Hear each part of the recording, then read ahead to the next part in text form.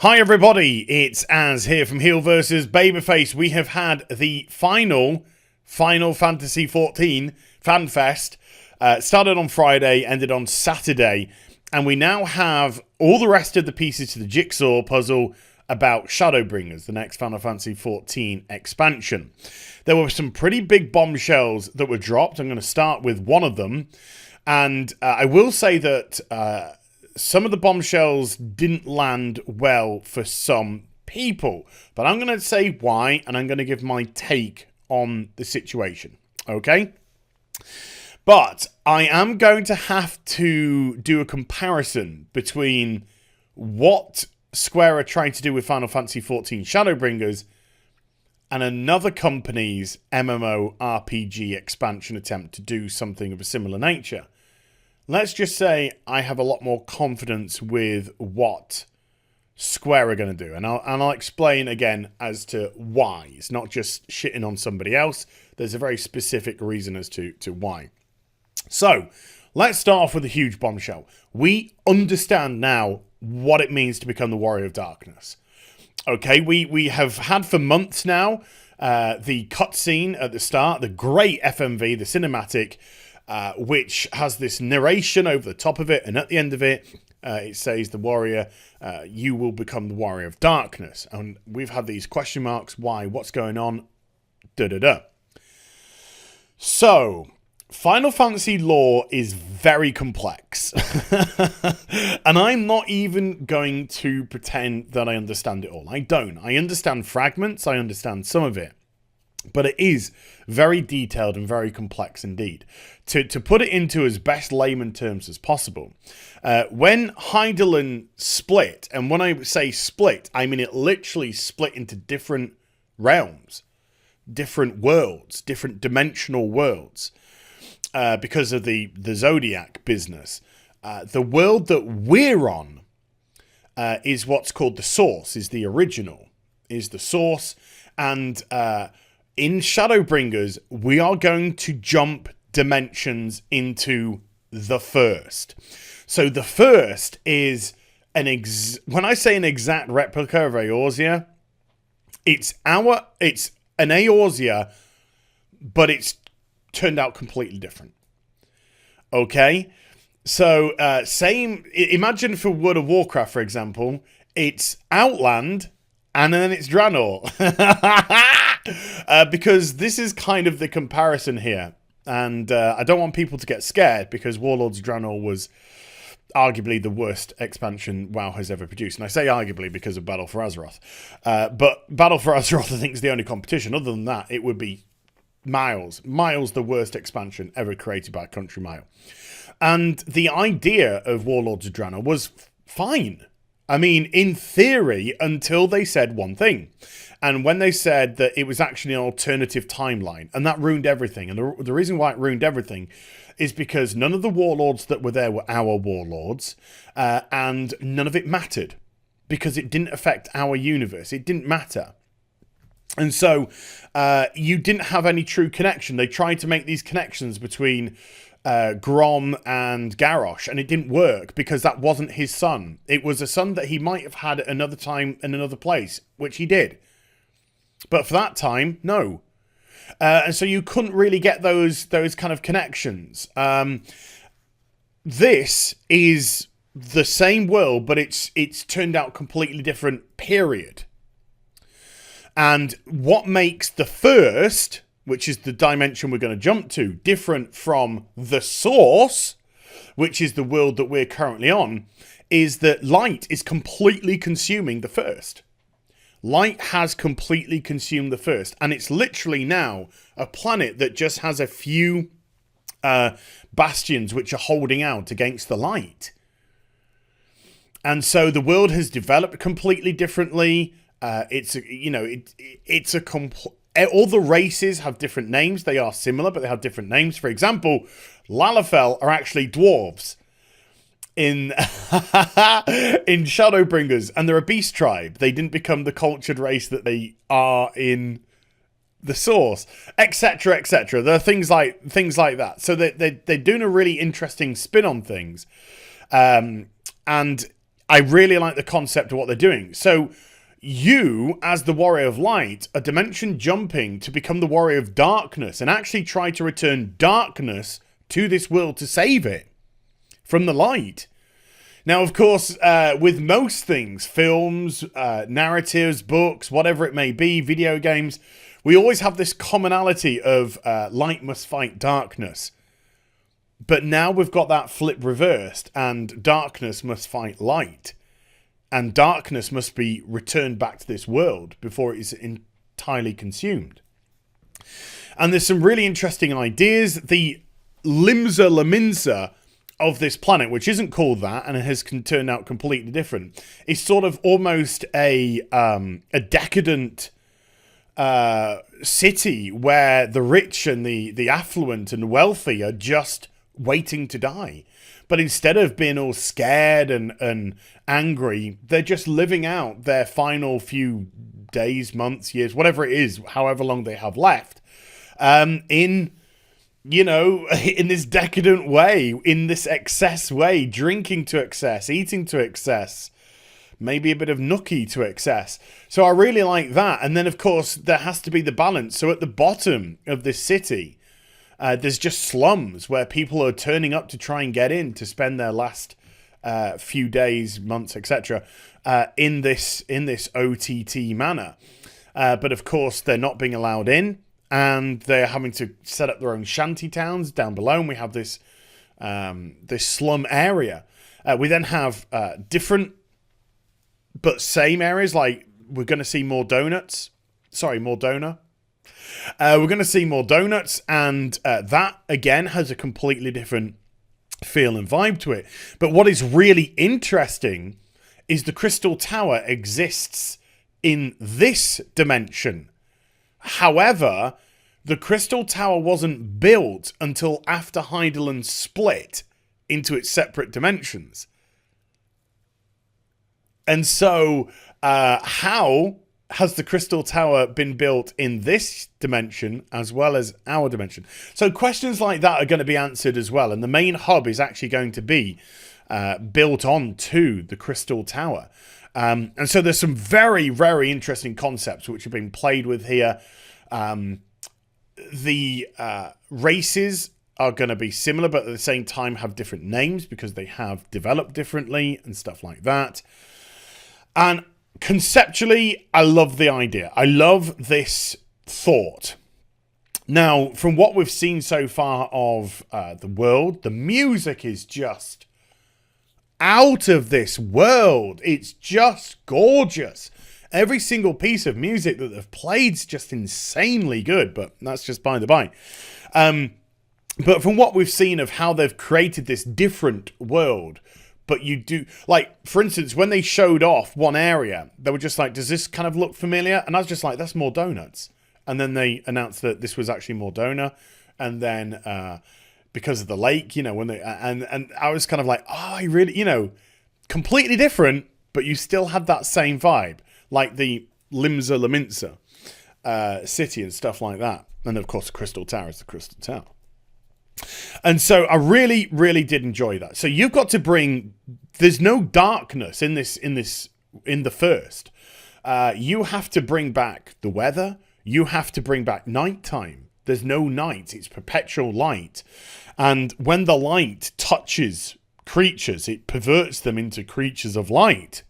And so you have these like perverse, angelic-esque creatures. I'm really like what they've done. I really like the idea. I really like the concept of the story. It sounds really exciting. I think it's the injection that the game needed after Stormblood. The Stormblood storyline didn't quite grab me, unfortunately, which is a shame because Heaven's Ward, it was, oh my God, that was so good. And so I really, really am excited for where this can go. Totally going to be streaming Final Fantasy 14 this week. I need to get back into it. I need to get going again. As regards to content-wise, we know that the new raid that they've announced is all they've said is it's going to be called Eden. And all they showed off was literally just this small sprig of a tree, a plant or something, a shoot coming out of the ground, and that was all they would show off of the raid. But they did announce that it would be called Eden. And of course, Eden gives connotations of gardens and what, you know, and then you think about the Garden of Eden and how it was a paradise, but it was a paradise that was perverted by the snake, of course, where the snake tempted Eve to partake of the apple, blah blah blah, and she talked Adam into it, blah blah blah blah blah. So you have this very, and it does have very kind of like pseudo-Christian, you know, thematics going on here. So you've got this idea of this beautiful paradise, yet perversion from within, and I think that is very symbolic of where this expansion is going to go. There was a new character announced called Gaia, and she was wielding a hammer. Now, hammers aren't a weapon that you can use in Final Fantasy XIV, but Yoshi P said he had a word with the creation team, and all they've said is there's going to be some hammer action, hammer time, in the expansion. Whether or not that means they're going to introduce hammers as weapons, I'm not sure, or whether or not it's just that they're going to give Gaia a unique animation type because of the hammer that she's using. But I think they really have specifically centered out this hammer, and it's going to have a legitimate purpose. So what the hammer is going to be used for, who knows?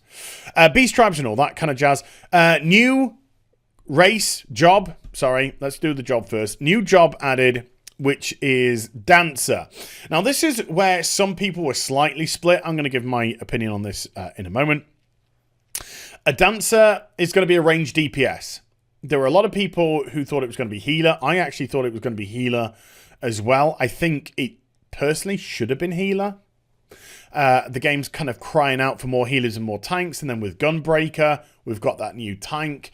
I thought this was actually going to be a great way to bring in another healer, especially after we had 2 DPS jobs come in with the previous expansion with Red Mage and Samurai.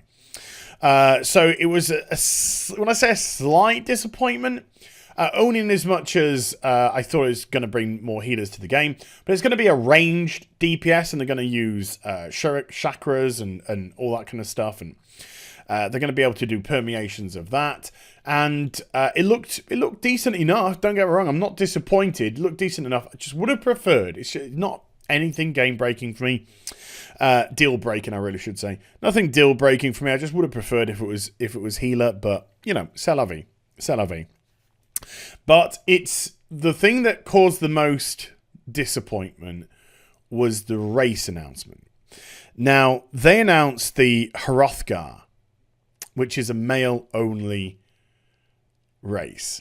And of course we have the Viera, which they have now confirmed are going to be female only. So a lot of people are disappointed because they wanted their bunny boys. They wanted their bunny boys. And also people are disappointed that in 2019 we have a gender block on certain races.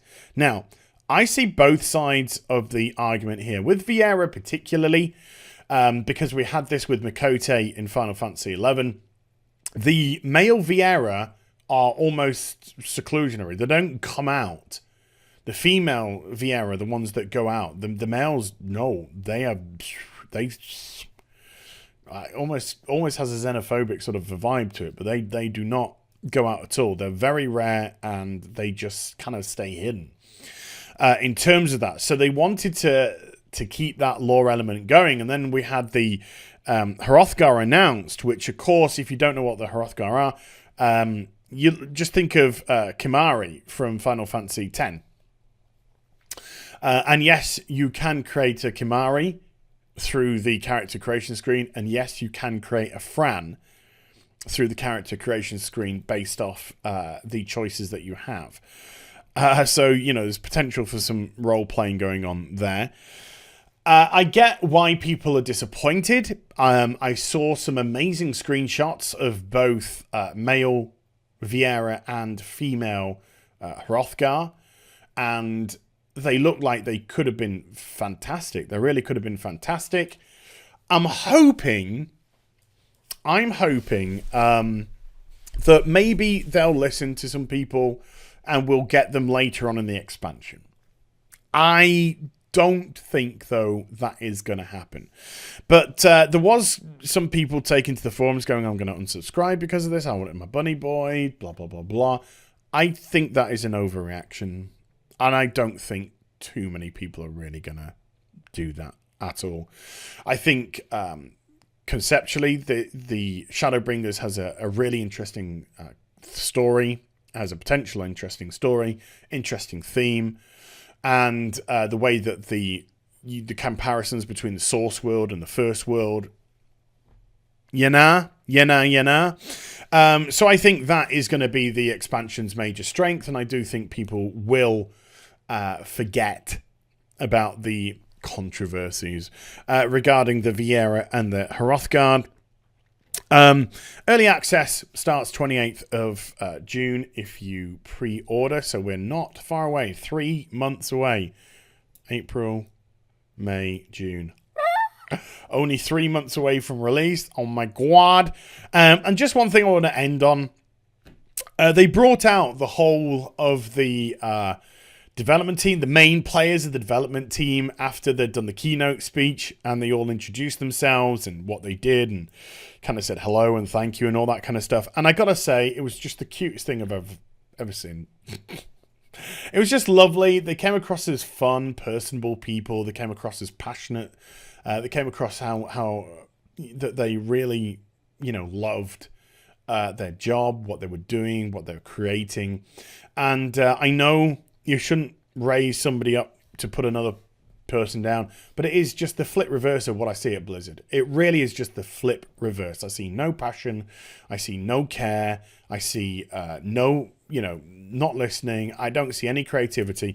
And so to see them come up on stage and be so excited to engage with the fans, to be so excited about this upcoming expansion and what it's going to bring, really touched my heart.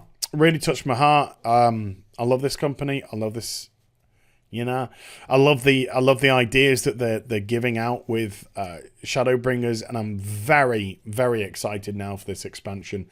I think it's hitting all the right marks. As I said, I think it would have made more sense for Dancer to be healer as opposed to ranged DPS, but like I said, no deal breaker for me. And I understand why people are disappointed with no Bunny Boys and and with the announcement of the Hrothgar. I'm hoping people can kind of get over that, because I think that's probably the way it's going to remain, to be perfectly honest with you. So there you go. There's my thoughts and feelings on the FanFest. To me, it hit the right notes. I understand some disappointing elements for people, but I think 95% of it was really on point and really showed off some interesting ideas, some interesting concepts, and just all wrapped up in the most beautiful of music. So I hope you enjoyed the vid. If you did, do give it a thumbs up. And also subscribe to the channel. Follow me on social media and Twitch for live streaming. Links are in the description box down below. And I'll be back with some more stuff very soon. You take care. Bye for now.